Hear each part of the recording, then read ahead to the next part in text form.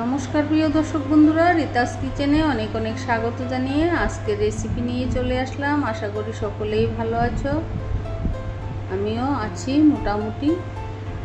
চলো বন্ধুরা, রেসিপিটি দেখে নেওয়া যাক। আমি এখানে 5-6টি কই মাছ কেটে ধুয়ে নিয়ে এসেছি। এবার নুন, হলুদ, কাঁচা লঙ্কা বাটা, পেঁয়াজ বাটা দিয়ে ভালোভাবে ম্যারিনেট করে নেব। তারপর আধ ঘন্টার মতো রেস্টে রেখে দেব।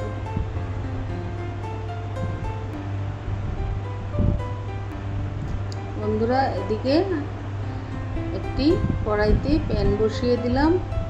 প্যানটা গরম হয়ে এসছে। এবারে দিয়ে দিলাম 3 টেবিল স্পুনের মতো সাদা তেল। দিয়ে দিচ্ছি ফোড়নে গোটা জিরে। জিরেগুলো ভাজা হয়ে আসলে দিয়ে দিচ্ছি পেঁয়াজ কুচি।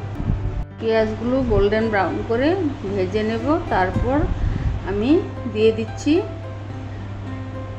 গোটা গরম মশলা, তেজপাতা একসাথে ভেজে নেব।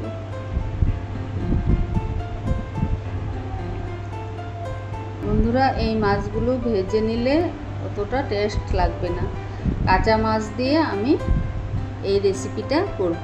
একবার তোমরাও বাড়িতে বানিয়ে খেয়ে দেখো বন্ধুরা, খেতে দুর্দান্ত লাগে এই মাছের রেসিপিটা। দেখো বন্ধুরা, পেঁয়াজগুলো ভাজা হয়ে এসছে। রেসিপিটি যদি ভালো লাগে আমাকে লাইক, কমেন্ট এবং সাবস্ক্রাইব করে আমার পাশে থাকার অনুরোধ রইল।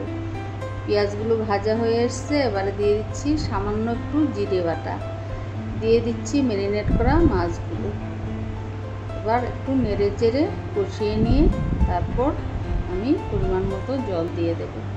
বন্ধুরা, যেহেতু জ্যান্ত মাছ, এই রেসিপিটিতে তেমন আহামরি কোনো মশলাই লাগে না। শুধুমাত্র একটু পেঁয়াজ বাটা আর একটু জিরে বাটা দিয়েই এই রান্নাটা করা যায়।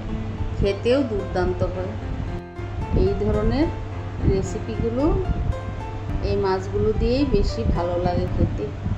জ্যান্ত মাছ দিয়ে এই রেসিপিটা বানালে খেতে দুর্দান্ত হয়। সামান্য একটু জল দিয়ে কষিয়ে নেব। আমি ম্যারিনেট করার সময় নুনটা একবারে দিয়ে দিয়েছিলাম। তারপর হাফ গ্লাসের মতো জল দিয়ে আমি 5-7 মিনিটের মতো ঢেকে রেখে দেব। ঢেকে বানালে মশলাটা সেদ্ধ হয়ে যাবে, মাছগুলো খুব ভালোভাবে সেদ্ধ হয়ে যাবে। ফিরে এলাম 7 মিনিট পর। বন্ধুরা দেখো, রান্নাটা হয়ে গিয়েছে। এবার আমি গরম গরম সার্ভ করে নিলাম। রেসিপিটি ভালো লাগলে লাইক, কমেন্ট এবং সাবস্ক্রাইব করে আমার পাশে থাকার অনুরোধ রইল। ফিরে আসবো নতুন নতুন রেসিপির সাথে। সবাই ভালো থেকো, সুস্থ থেকো। ধন্যবাদ।